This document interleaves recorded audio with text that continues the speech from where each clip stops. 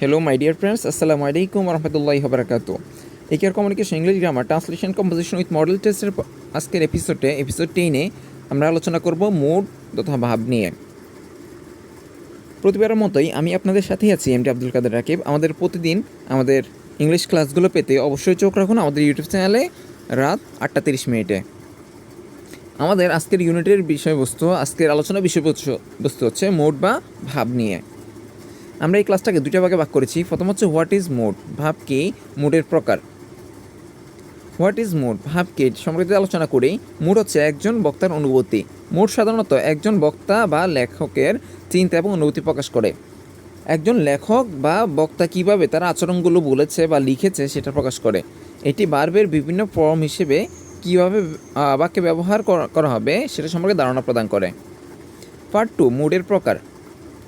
হ্যাঁ, মুডকে আমরা 5টা ভাগে ভাগ করতে পারি। প্রথম হচ্ছে দ্য ইন্ডিকেটিভ মুড, ইঙ্গিতবাচক ভাব। দ্য ইম্পারেটিভ মুড, অনুজ্ঞাসূচক ভাব। দ্য ইন্টারোগেটিভ মুড, প্রশ্নবোধক ভাব। তারপর হচ্ছে দ্য সাবজেক্টিভ মুড, সংযোজক ভাব। তারপর হচ্ছে দ্য কন্ডিশনাল মুড, শর্তসূচক ভাব। প্রথমে আমরা দ্য ইন্ডিকেটিভ মুড এটা নিয়ে আলোচনা করি। The indicative mood is a form of verb that indicates or express a fact of denies a fact. Indicative mood ভার্বের এমন একটি ফর্ম যা কোনো ঘটনা ঘটা বা না ঘটার বুঝিয়ে থাকে। বেশিরভাগ অ্যাসার্টিভ সেন্টেন্সের ভার্বে ইন্ডিকেটিভ মুডে অন্তর্গত। যেমন আমরা এক্সাম্পলগুলো লক্ষ্য করি। হি ইজ লিভিং, সে বাস করতেছে। ইন ঢাকা, সে ঢাকায় বাস করতেছে। তারপরে দে আর গোয়িং, তারা যাইতেছে।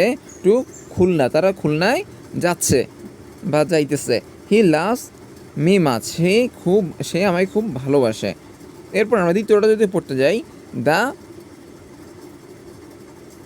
Imperative mood. ইম্পারেটিভ মুডটা কি? The imperative mood is use to make a request, command, order, advice etc. Imperative mood দ্বারা কোনো আদেশ, উপদেশ, অনুরোধ, নিষেধ ইত্যাদি প্রকাশ করা যায়। এক্সাম্পলগুলো আমরা লক্ষ্য করি। Do not run in the sun, do not run, দৌড়িও না বা দৌড়ানো যায় না। ইন দ্য সান, সূর্যের সাথে দৌড়িও না। এরপরে বলছি কি, make a cup of T, make তৈরি করো, এ কাপ এক পেয়ালা অফ টি, এক পেয়ালা চা তৈরি করো। এরপরে বলছে 3 নম্বরটা, প্লিজ দয়া করে, কাম হোম কুইকলি, দয়া করে কাম হোম, বাড়িতে এসো, কুইকলি তাড়াতাড়ি। এরপরটা আমরা দেখতে পাচ্ছি দ্য ইন্টারগেটিভ মুড। ইন্টারগেটিভ মুডটা হচ্ছে কি? প্রশ্নবাচক ভাব। The interrogative mood is the form of verb that is use to ask questions. যে কোনো প্রশ্ন করার জন্য ইন্টারগেটিভ মুড ব্যবহার করা হয়। ইন্টারগেটিভ মুডের ভার্বের সাথে সবসময় একটি অক্সিলারি ভার্ব থাকা বাধ্যতামূলক। যে সকল ভার্বের অক্সিলারি থাকে না সে সকল ভার্বের ক্ষেত্রে টেন্স অনুযায়ী ডু অথবা ডিড ব্যবহার করা হয়। এক্সাম্পলগুলো আমরা লক্ষ্য করি। Are you eating rice, are you eating rice, তুমি কি ভাত খেয়েছো? এরপরে বলছি কি, will you go outside, will you go, তুমি কি যেতে পারবে? আউটসাইড, বাইরে, তুমি কি বাইরে যেতে পারবে? তারপরে do you want a glass of water, do you want, তুমি কি পারবে? এ গ্লাস অফ ওয়াটার, এক গ্লাস পানি দিতে, তুমি কি এক গ্লাস পানি দিতে পারবে? এরপরটা হচ্ছে দ্য সাবজেক্টিভ মুড। এটা কাকে বলে? A subjective mood is a form of a verb that is use to show. তারপর হচ্ছে ডিসায়ার, উইশ, ডাফট and a imagine function. Subjective mood ভার্বের কয়েকটি ব্যতিক্রমী ফর্মকে নির্দেশ করে যা বক্তার ইচ্ছা, আকাঙ্ক্ষা, সন্দেহ বা কাল্পনিক অনুভূতিকে প্রকাশ করে। সাবজেক্টিভ মুডের ক্ষেত্রে সাবজেক্ট ভার্ব এগ্রিমেন্ট এর রুলসের মাঝে মাঝে কি অগ্রাহ্য করা হয়। এক্সাম্পল আমরা লক্ষ্য করি। He suggest that he walk till everything.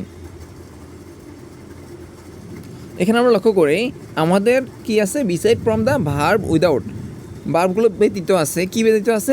S, ES, I, ES, এগুলো ব্যতীত ভার্বগুলো আছে। এরপর আমরা দ্বিতীয় এক্সাম্পলটা দেখতে পাই। May you be happy in your upcoming life.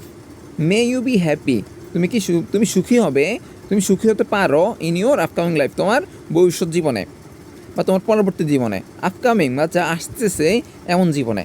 এরপরে হি অ্যাক্ট, সে অভিনয় করে as if he were an actor, সে যদি অভিনয় করে তাহলে সে কী হবে? তাহলে সে অ্যাক্টর হবে, নায়ক হবে। এরপর 5 নম্বরে আলোচনা করতে যাই দ্য কন্ডিশনাল মোড। কন্ডিশনাল মোডটা কি? The conditional mode is use to express a condition. It show under without condition some things may happen. It use the helping verb could, might, would, etc.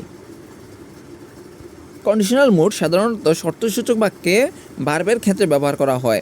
কোনো শর্তে কোনো কাজ ঘটবে তা বোঝায়।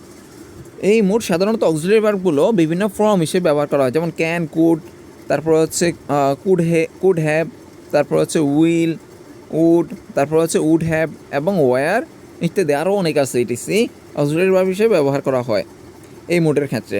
আমরা এক্সাম্পল লক্ষ্য করি, I might be able to do the assignment if I come in the university earlier. এরপরে I would like to share my mate with you. তারপরে হচ্ছে could you give me your book for 2 days. আজকের ক্লাসটি এ পর্যন্তই ছিল। আমরা mode নিয়ে যতটুকু পারি বোঝানোর চেষ্টা করেছি। আর যদি আপনাদের আরও কোনো প্রশ্ন থাকে মোড নিয়ে, তাহলে আমাদের কমেন্ট করতে পারেন, যাতে করে পরবর্তী ক্লাসে আমরা বলতে পারি, আমরা বুঝিয়ে দিতে পারি। তাহলে আমাদের সাথে থাকার জন্য অসংখ্য ধন্যবাদ এবং পরবর্তী ক্লাসগুলো পেতে অবশ্যই চোখ রাখুন আমাদের স্বপ্নময় ডায়েরি ইউটিউব চ্যানেলটিতে রাত 7:30 আমাদের স্বপ্নময় ডায়েরি ইউটিউব চ্যানেলটি অবশ্যই সাবস্ক্রাইব করে রাখতে পারেন, যাতে করে পরবর্তী ক্লাসগুলো আপনার কাছে সবার আগে পৌঁছে যায়। এরপরে আমাদের ফেসবুক পেজটি ফলো দিয়ে রাখতে পারেন, যাতে করে আমাদের ক্লাসগুলো পেতে পারেন। আমাদের সাথে থাকার জন্য অসংখ্য ধন্যবাদ। আসসালামু আলাইকুম ওয়া রাহমাতুল্লাহি ওয়া বারাকাতুহু।